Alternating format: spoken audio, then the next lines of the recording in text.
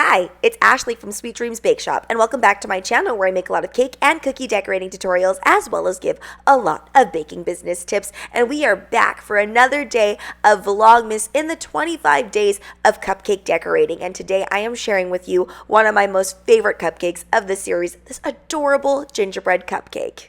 Here are the colors of fondant that you will need for this tutorial, but the pink and the teal are totally optional and interchangeable. So for the brown fondant, you are going to want to make sure that you add a lot of shortening into your fondant while you're working with this. It's imperative, especially for the brown fondant, because you're going to be molding it a lot and it will have a tendency to dry out if you're not very quick. I placed a lollipop stick directly in the center of the body. Not everybody does this and some people skip it altogether, but I just find I want a lot of stability, and this just helps make sure that the head doesn't slump into the body later on. It also keeps the gingerbread super upright in case there are any balance issues with how you attach things. If you watched my teddy bear cupcake tutorial, which was on day 1 of Vlogmas this year, you'll know that basically all we do when we create bodies like this is we take balls of fondant and split them in equal parts so that the arms are always equal and the legs are always equal. And then you take those parts and you mold them into whatever shape that you desire.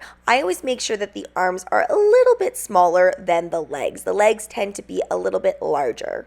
With the gingerbread here, we're going to actually wrap those legs around. This is also going to create a really nice and stable base. And I created the head a little bit beforehand while I worked on the legs so that it would have a little bit more firmness. If you find that your fondant is really loose and it's kind of falling apart, this could just be the brand of fondant that you used, or this is often a common issue with homemade fondant, in which case you need to add something that's going to harden it. So I like to add Tylose powder. I had a little bit of a disaster with these eyes. I originally used these pearls that were kind of silvery gray and I thought it would look cute, but then it just really ended up looking scary. So I decided to replace it with black fondant, but I did make indentations so that the eyes were more inlay into the head. You could also just stick it directly on top. And of course, for that signature cute factor, we need to add on that little white glint. Again, doing this with fondant. You could also do this with royal icing or buttercream if that's what you have on hand, or even a little round sprinkle will do. I'm rolling out just a little small piece of white fondant. This is going to be the icing dollop on top of the gingerbread's head, and I really wish my X-Acto knife was a little bit sharper because then I wouldn't have to go back and play with it like I do here. But you do want to play with it a little bit, even if your X-Acto knife is beautifully sharp, because you're kind of pulling out these edges, making it a little bit more droopy. Little dab of water on the head before placing that on and molding it to your fondant. When I first started working with fondant, I was very afraid to touch fondant that I had already placed onto something. But fondant is actually fairly resilient in that it's strong. It can hold up to most things. As long as you're not crushing your fondant, you're going to be just fine. This next little tip is going to sound strange, but my skin is very dry, so I can roll fondant on my hand and not have it be an issue. When I've given this advice to friends that I've taught how to cake decorate, sometimes this doesn't go well because they have very moist skin or their skin is very soft, so it ends up not being the best surface for rolling. So if that is you, you might need to roll directly on a mat or on a surface. To create the leaves of the holly, I'm actually using a straw to cut out those sides there. You can use whatever you want. This is why I say fancy cake tools aren't always the way to go,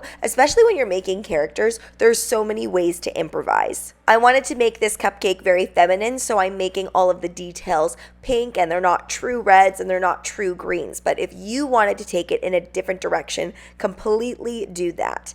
I'm also adding on some gold sprinkles here, or gold little pearls that are edible that everybody always seems to take off. I love eating them though. As a kid, I also loved eating them. I think it depends though on how strong your teeth are. Always be sure to add a little bit of water in the indentations, because if you don't, then those pearls will pop out. Because my X-Acto knife is a little dull, when I pulled it through the smile, it created some sharp edges, so I decided to add in some white. I also thought this looked very gingerbread man-like since we often ice on the smile. I'm using Italian meringue buttercream for all of the tutorials in this series, and you can choose whatever buttercream you would like to, but I made 3 different rosettes, and then I added on some more piping with just a round tip. I wanted to do something a little bit different that felt snowy and puffy and still Christmassy. Again, letting my glam side come out with this particular cupcake, so adding on more of those edible gold pearls. This sprinkle mix is one of my favorites. And going ahead and adding on my gingerbread girl, and of course, all the edible glitter that I have in my possession. Thanks so much for watching, guys. Don't forget to like, share, and subscribe so you can be part of the Sweetie fam. Right now, I'm uploading every single day for Vlogmas, so be sure to check out all of my past videos. And if you're sad because you're all caught up now, do not worry, because you can head over to the Bake Down podcast, where I am also uploading every single day with Alia. Bye!